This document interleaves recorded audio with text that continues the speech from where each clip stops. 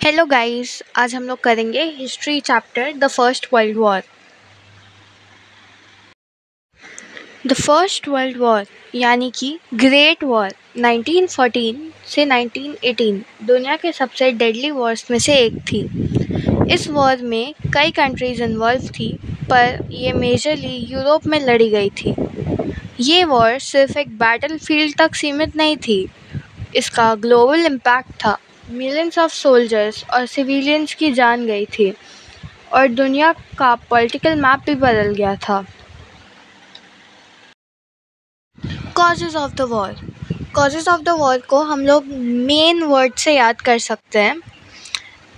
M stand for militarism, A stand for alliance, I for imperialism, N for nationalism. M militarism. European countries अपने military को बहुत ज़्यादा strong बना रहे थे, सब आर्म रेस में थे। A for alliance. Different countries के बीच सीक्रेट्स एग्रीमेंट्स थे, जैसे ट्रिपल अलायंस और ट्रिपल एंटिटी, जो वॉर एस्केलेशन में काफ़ी इंपॉर्टेंट रोल प्ले करते हैं। आई फॉर इम्पेरियलिज्म। सब कंट्रीज़ अपने पावर को एक्सपांड करने की कोशिश कर रहे थे, कॉलोनीज को कंट्रोल करने की वजह से टेंशन बढ़ गई थी। N for nationalism. हर नेशन अपने आप को सुपीरियर समझने लगा था और अपने इंडिपेंडेंस के लिए स्ट्रगल कर रहा था। Immediate cause. इस वॉर का मेन ट्रिगर था आर्चड्यूक फ्रांस फर्डिनेंड का असैसिनेशन, जो ऑस्ट्रिया हंगरी के हायर थे। 28 जून 1914 को यह असैसिनेशन सर्बिया के एक नेशनलिस्ट ने किया। इस असैसिनेशन के बाद ऑस्ट्रिया हंगरी ने सर्बिया के खिलाफ वॉर डिक्लेयर कर दी और फिर धीरे धीरे बाकी कंट्रीज़ भी अपने अलायंस की वजह से इन्वॉल्व होती गईं। ये इमीडिएट कॉज था वर्ल्ड वॉर वन का।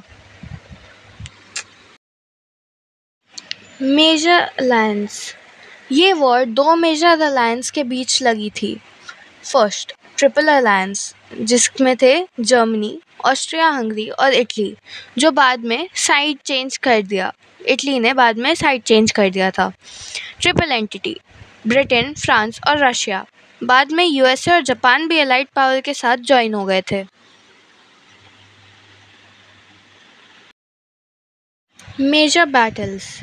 ये वॉर बहुत सारे मेजर बैटल्स में डिवाइड थी। फर्स्ट बैटल ऑफ मैरिन 1914, जो पहली बार जर्मनी फोर्स को रोकने में सक्सेसफुल रहा। सेकेंड बैटल ऑफ वर्डन 1916, ये एक बहुत ब्रूटल और लॉन्ग बैटल थी।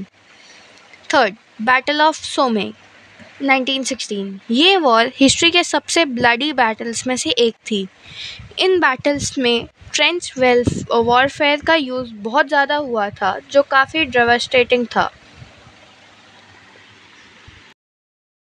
Role of colonies. वॉर के दौरान कॉलोनीज़ को अपने यूरोपियन रूल की मदद करनी पड़ी, जैसे इंडिया ने ब्रिटेन की मदद की, सोल्जर्स भेजे और फाइनेंशियली सपोर्ट किया। अगर हम देखें तो इंडिया ने अपनी बहुत बड़ी आर्मी को वॉर में इन्वॉल्व कर दिया, जो कि एक मेजर रोल था एलाइड विक्ट्री में। New weapons and warfare. First world war के दौरान नए और डेडली वेपन्स का इस्तेमाल किया गया, जैसे कि मशीन गन्स, जो बहुत ही ज़्यादा इफ़ेक्टिव और डेडली थी। सेकेंड पॉइजन गैस, ये एक क्रूअल वेपन था जो सोल्जर्स को मारने के लिए यूज़ होता था। टैंक्स, ये पहली बार वॉर में यूज़ किए गए और ये लैंड बैटल्स में इफ़ेक्टिव साबित हुए। सबमरीन, जो सी बैटल्स को इन्फ्लुएंस करते थे। और एयरप्लेन्स, एयर वॉरफेयर शुरू हुई थी इस टाइम में।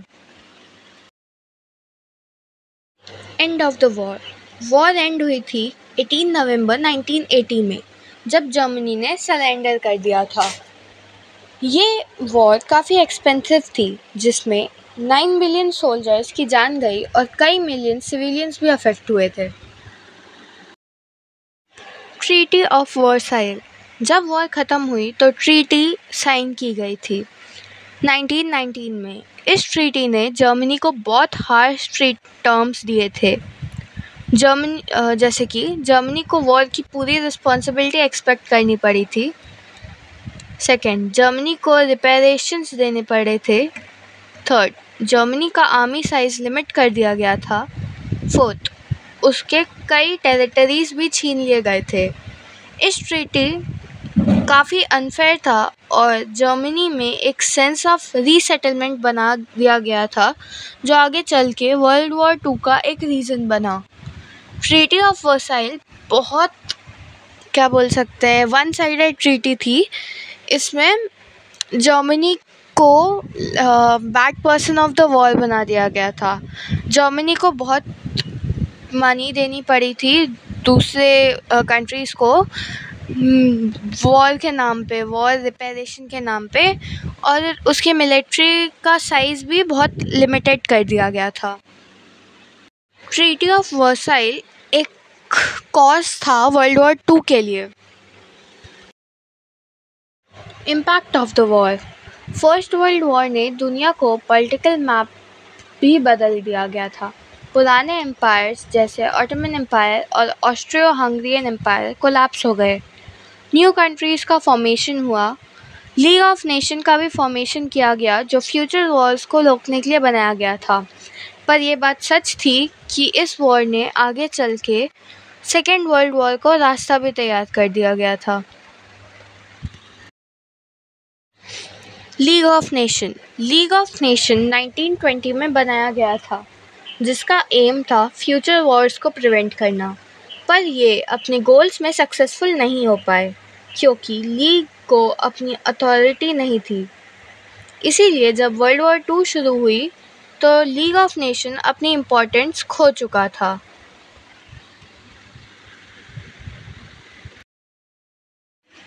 कंक्लूजन। एंड में कहना चाहती हूँ कि फर्स्ट वर्ल्ड वॉर ने पूरी दुनिया को डीपली इम्पैक्ट किया।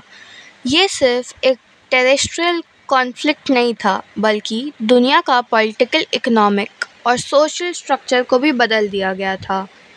इस वॉर ने हमें ये सिखाया कि वॉर के इम्पैक्ट बहुत डेवास्टेटिंग होते हैं और हमें ऐसे कॉन्फ्लिक्ट्स को रोकने की कोशिश करनी चाहिए। अब हम एक क्विक क्विज़ कर लेते हैं। जैसा मैंने बताया था, main causes of the first world war का एक शॉर्ट फॉर्म दिया था कॉजेज़ याद करने का। मेन, उसका फुल फॉर्म क्या है? सेकंड, कौन से लीडर्स को असैसिनेट करने से वॉर शुरू हुई थी? थर्ड, एक मेजर बैटल का नाम बताओ जो वर्ल्ड वॉर 1 में लड़ी गई थी। फोर्थ, कौन सी ट्रीटी ने जर्मनी को वॉर्स के लिए ब्लेम किया था? थैंक यू दोस्तों। अगर आपको कोई क्वेश्चन है तो मैं जवाब देने के लिए रेडी हूँ। आप कमेंट बॉक्स में अपना क्वेश्चन पूछ सकते हैं। आपको प्रेजेंटेशन पसंद आया हो तो ज़रूर बताएं। Thanks again. Thank you.